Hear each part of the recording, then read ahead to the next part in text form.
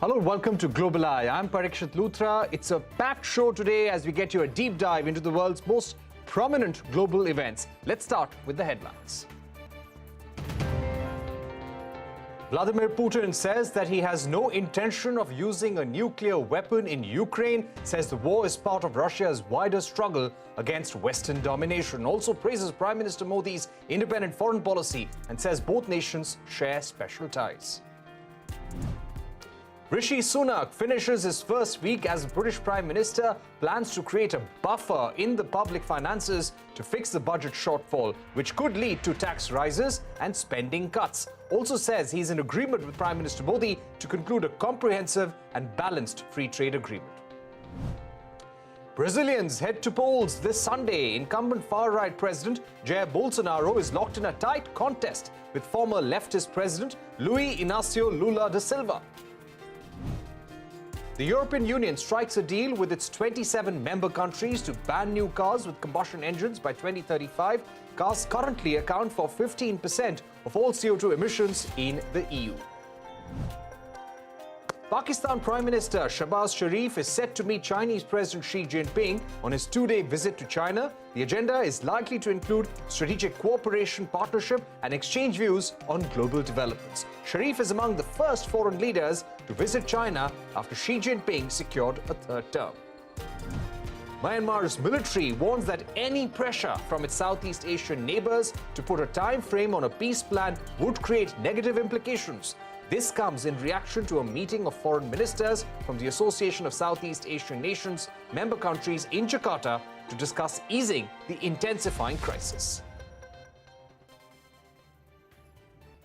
First up, the big political story from the United States, the midterm elections for the U.S. Congress, the House of Representatives and the Senate will take place on the 8th of November. Why is this important? Because the party, which has a majority in the Congress, will have a greater say in passing of legislations, and it also impacts the popularity of the sitting president.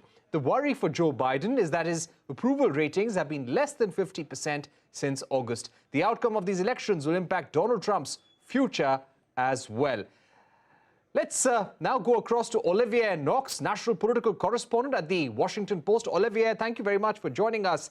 Give us a sense of the big issues that are playing out on the ground in this midterm election. Well, as Americans head to the polls to pick the entire House of Representatives, about a third of the Senate, and 39 governors of states and territories, the big issues that have roiled the campaign have been, of course, record high inflation and notably very high gas prices. Gas prices correlate very closely to party performance in the United States, and so the Democrats are on the ropes here. The other issues that have been on the table, one has been crime. In 2020 and 2021, we saw rising crime in America, rising violent crime in America. Republicans are blaming that on the Biden administration and on Democrats more broadly. The border issue, immigration over the southern border, has been an issue, particularly inside the Republican Party. You'll remember that Donald Trump's big slogan was to build a wall on the southern border. And then in late spring, early summer, the Supreme Court kind of lobbed a grenade into the political landscape with a decision that rolled back Roe versus Wade. That's a basically 40-year-old decision that guaranteed women in America access to abortion. But they rolled that back. A number of states now have made it illegal, and Democrats think they can harness anger among women nationwide to maybe limit the damage of midterms. Right. Also, how many Donald Trump-backed candidates in this election? And if they do well, what does that mean for Donald Trump? Well, if he does well, particularly at the House level, it'll mean that he'll have enormous influence over the legislative process. Now, the assumption right now, the basic conventional wisdom is that the Republicans will retake the House. Control of the Senate is something of a coin flip.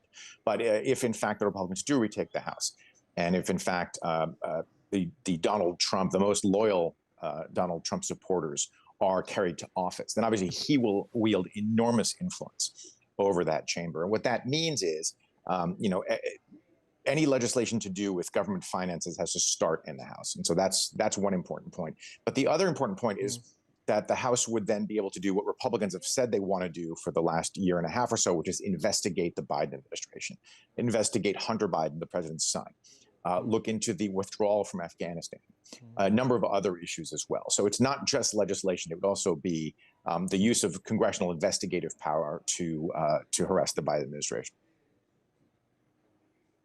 Right. Do you also feel that it would give a chance to Donald Trump to maybe run for president once again? Well, Donald Trump has been teasing a run for president in 2024, essentially since leaving office. It's the subtext to most of his copious fundraising emails out to his supporters.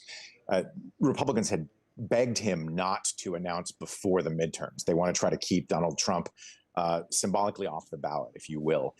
Republican leadership worrying that if Donald Trump announces before the midterms, then Democrats would be able to say, aha, Donald Trump is effectively on the ballot and get turnout.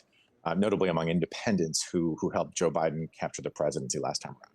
So we're going to be watching very closely, not just in the run-up to these midterms, but afterwards. Look to see if a lot of Trump supporters win. He will no doubt come out and take credit for their victories. And then, of course, it would increase the likelihood that he would run in 2024. All right, Olivier Knox, we've run out of time, but thank you very much for summing up this important midterm election on the 8th of November in the United States. Moving on from United States to United Kingdom now. Earlier this week, Rishi Sunak, an Indian origin MP from the Conservative Party, created history in Britain after he was appointed as the new Prime Minister. While this is a major boost to his political career, he is taking over at a time when Britain is grappling with spiraling prices and falling GDP. He has promised to fix these issues in his initial address at Downing Street and later in the Parliament. CNBC-TV18 Sanjay Suri wraps up how the first week played out for Rishi Sunak. Rishi Sunak has quite energized the whole country. He's coming across as confident, aggressive. We saw him dig into Labour at Prime Minister's questions, that most visible of markers. The Conservative Party had been floundering all over the place. He, unlike his two immediate predecessors, has no undoings to be embarrassed about, and he is gathering the party together. I will unite our country, not with words, but with action. I will work day in and day out to deliver for you. With the FTA, we do have a problem. The two prime ministers spoke, after which Modi tweeted to say that they agreed on taking the FTA forward. Sunak did not mention the FTA in his tweet. He said there was agreement on economic cooperation. Perhaps we can't read too much into that difference, but there is a conflict here, and that conflict has arisen as a result of Sunak taking over as the Prime Minister of Britain. He had pledged in his 10-point policy statement on migration in Clause 7 that any trade agreement with any country must be conditional on that country accepting return of its undocumented overstayers. The financial policy statement has been put off till the 17th of November, and this is the second time it's been postponed, itself an indicator how difficult this is going to be. This really is going to be the tough nut to crack. So far, Rishi Sunak has been in campaigning mode. We've had very little from him on what he specifically would do. I will place economic stability and confidence at the heart of this government's agenda. This will mean difficult decisions to come.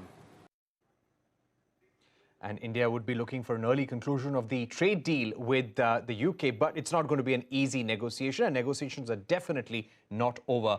Let's get you the important news coming in from India. A high-level meeting of the UN Counterterrorism Committee took place in Mumbai. The delegates first gathered at the 2611 Memorial to pay homage to victims of the 2008 Mumbai attacks. The meeting is focusing on the use of new payment mechanisms in terror financing and use of AI and drones in carrying out terror attacks. I caught up with David Scaria, Chief of Branch, Counterterrorism Executive Directorate of the UN Security Council. I began by asking him if the UN Counterterrorism Committee had failed in bringing the perpetrators of 2611 to book.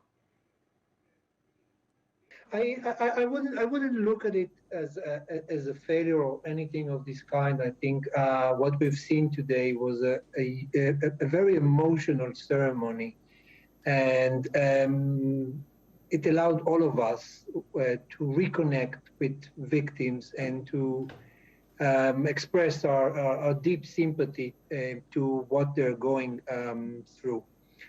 I see this meeting in the same place where the attack occurred actually as a huge win, as a strong message that we are continuing with what we are doing. We are resolved to continue countering terrorism, and we are continuing with our way of life, including hosting meetings. So symbolically, I see the hosting of the meeting in this place as a huge win.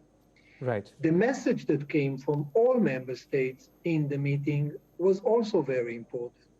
Several member states have emphasized the commitment of all member states to bring terrorists to justice. This is something that our office is deeply committed to. And wherever we go, whenever we go, in India or anywhere else, we repeat the same message: bring terrorists to justice, because this is what is the moral and the legal duty of every member state. Right, and this meeting would lead to a framework when it comes to fighting terror financing and also use of technology, and striking a balance between the benefits of technology and technology for the use of terrorism. Shifting focus to Brazil now, where the widely talked about election for the final round of polling on the 30th of October. 156 million voters will decide the fate of two candidates with starkly different rhetoric. Why is this important for democratic values and climate change? Madiha Mujawar and Radhika Udas give a quick snapshot of why this election is significant.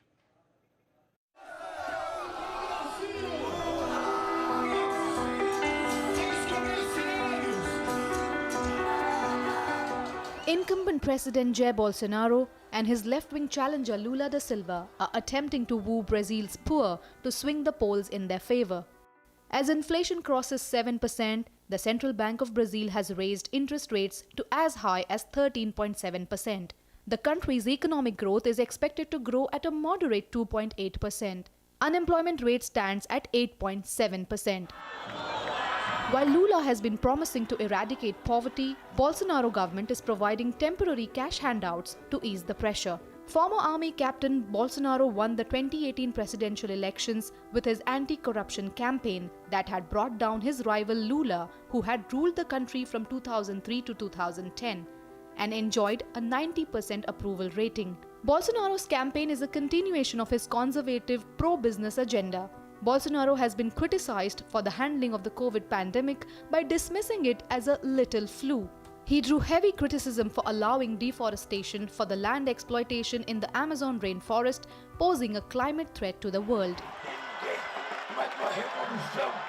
On the other hand, Lula wants to put the state back at the heart of economic policy making and government spending, promising a new tax regime that will allow for higher public spending. Lula also promises to work to reduce carbon emissions and deforestation in the Amazon, which has increased by 75%. Lula won the first round of elections, securing 48.4% votes versus 43.2% for Bolsonaro. The country has seen widespread violence and clashes between supporters of the two candidates. With the race looking tight, Bolsonaro seems to have taken a cue from former US President Donald Trump. He has already made unsubstantiated allegations of electoral fraud. This has sparked fears among many that the results could plunge the country into chaos. We're heading into a short break, but coming up, Russian President Vladimir Putin rules out use of nuclear weapons in the Ukraine war. A special discussion with former Indian ambassador to Russia, Ajay Malhotra, when we're back.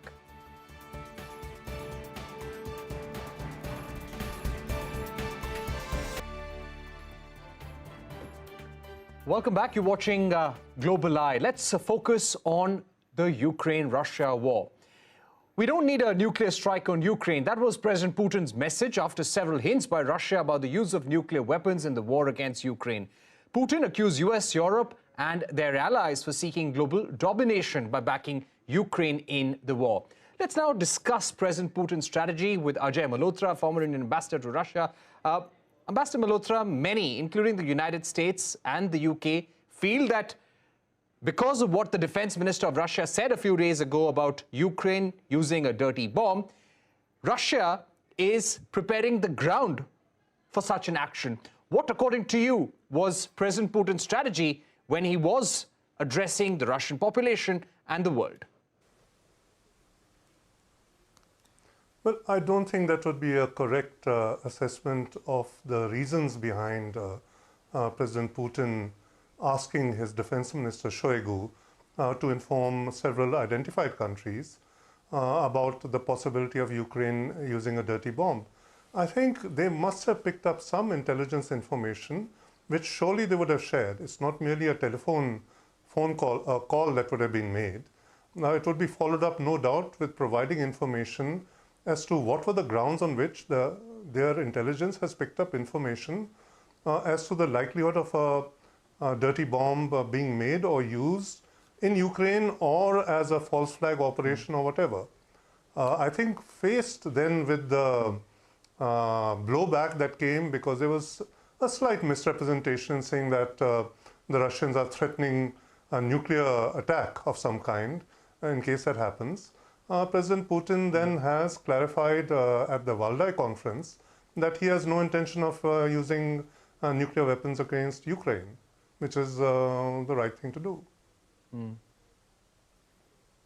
All right. So you had President Putin downplaying the nuclear threat, saying that they have no intention of doing so. But in terms of negotiations going forward, we are going to see Russia-Ukraine negotiations again over the next few weeks. How is Russia going to approach these negotiations? And are we going to see an intensification of the war effort, the drone attacks? Well, at the moment, there's very little talk about negotiations.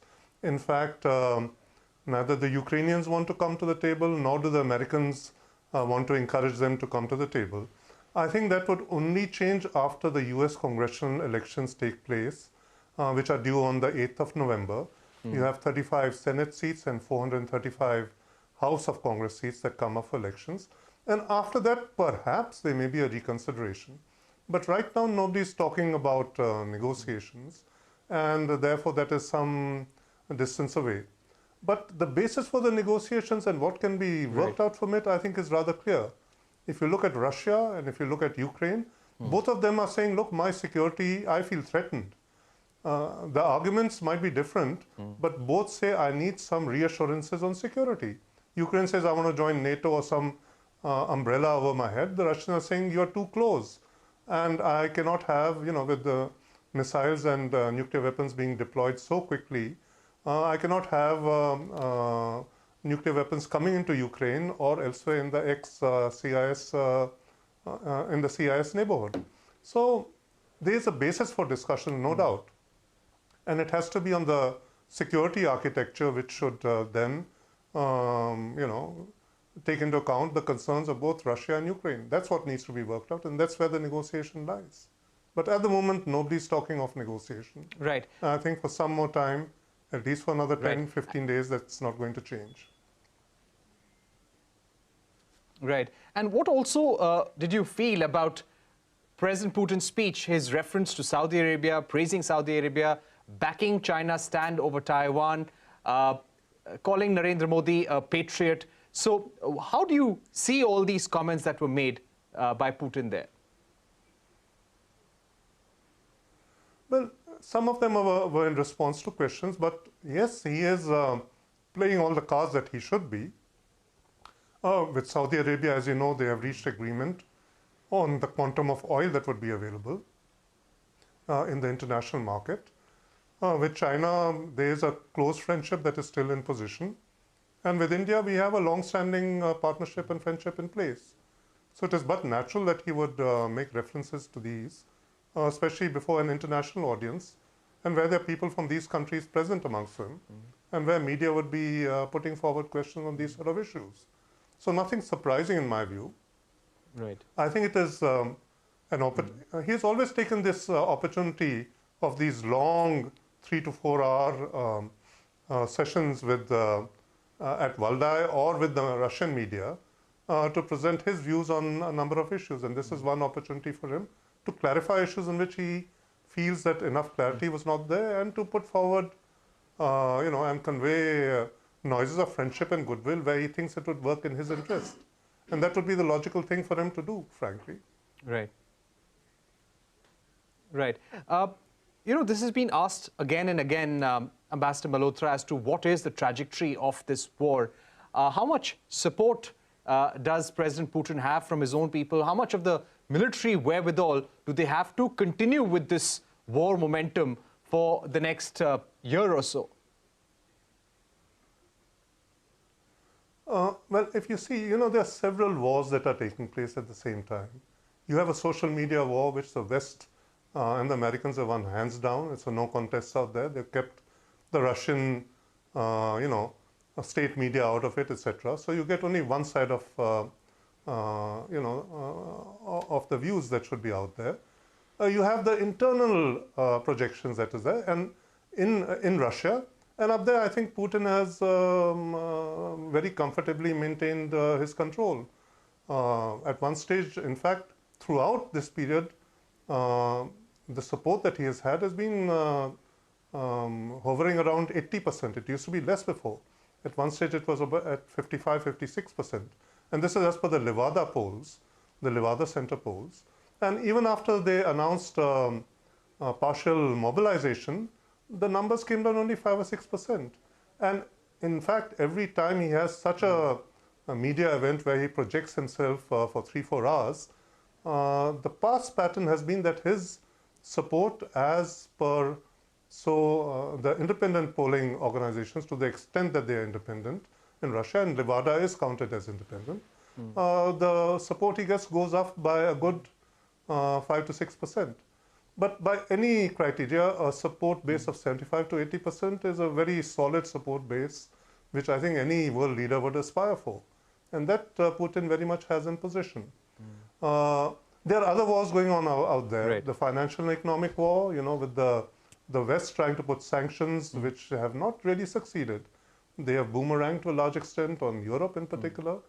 And if you see, the ruble has strengthened is now at 61 to a dollar. The price of Brent crude is still remains high at present, still 96 to a dollar. So if you look at all those things, the Russian economy at one stage they said will decline by 20% this year. Now they're talking of maybe 4% decline, and perhaps not even that much. So I don't think that war has probably not gone in the direction that the West had hoped for. And if you see the others, you have also a cybersecurity war. You have private American companies involved in supporting US intelligence efforts out there, Microsoft, for example. You have Starlink and Elon Musk and all that they have been doing by providing support through their microsatellites. So that also is one warfare that is taking place. Again, up here, the Russians have not moved against US private sector. Which shows that, when they talk of it is what they call a special military operation. It is a limited sort of war that they're doing. They haven't really used their full force. Right. They haven't really used much of the equipment.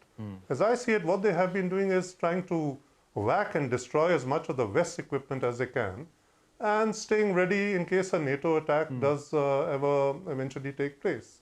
The Russians cannot ignore that, and they're ready for that. I think they've had 8 years to prepare for this, and they've made mistakes, yes.